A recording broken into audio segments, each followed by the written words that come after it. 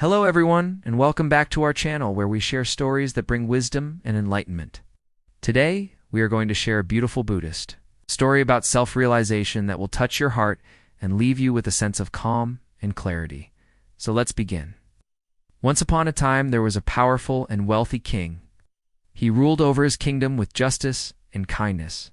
But despite having everything one could desire, the king was troubled by a deep sense of emptiness and dissatisfaction.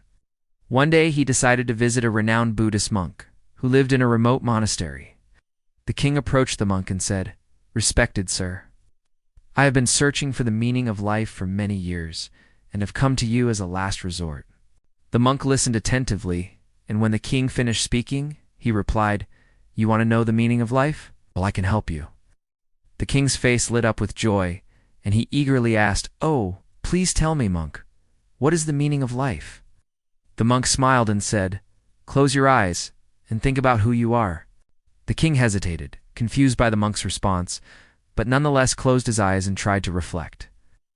After a few moments, he opened his eyes and said to the monk, "I am the king. I have a kingdom, a palace, wealth, and power. I am the king."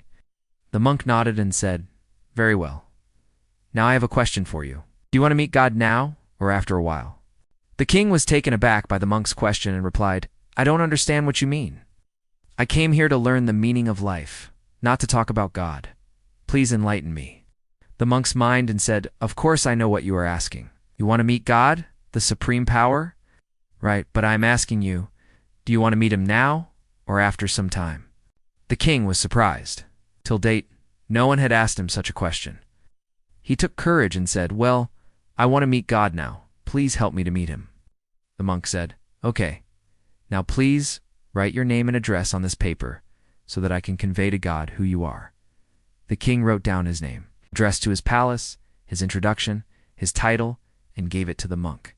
After reading it, the monk said, "King, all these things which you have wrote on paper seem to be false and untrue."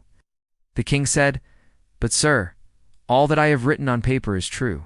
Tell me, if you change your name, will you change? Will your consciousness, your being, your personality become different?"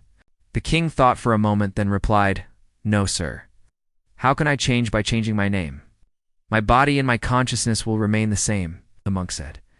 "So one thing is decided, that the name is not your introduction because you do not change because of its change." Then the monk said, "Now tell me, today you are a king. Tomorrow, if you become a beggar, don't have kingdom, you don't have palace. Will you change king's head? No, sir. Even if the kingdom goes away, I become a beggar, don't have anything. My body and my consciousness will remain the same." Then the monk said, "So the second thing has been decided, that the kingdom is not your identity, because even if the kingdom is snatched away, you do not change. Now tell me, what is your age?" King replied, "Sir, my age is 40 years, the monk said. "So after being 50 years old, will you become someone else? Or 30 years ago, when you were a child, then were you someone else?" The king said, "No, sir. He changes body, changes, but I will remain same. What was inside me is still there today." The monk's end. Then the third thing is decided, that age and body is no longer your identity. None of this introduction is yours. Then who you are, write down here on this paper. "If you want to meet God," the king said, "Sir, it is very difficult. I do not know who I am. I have always known these to be my identity," the monk said.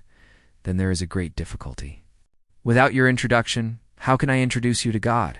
So go find out first who you are, and the day you will know who you are.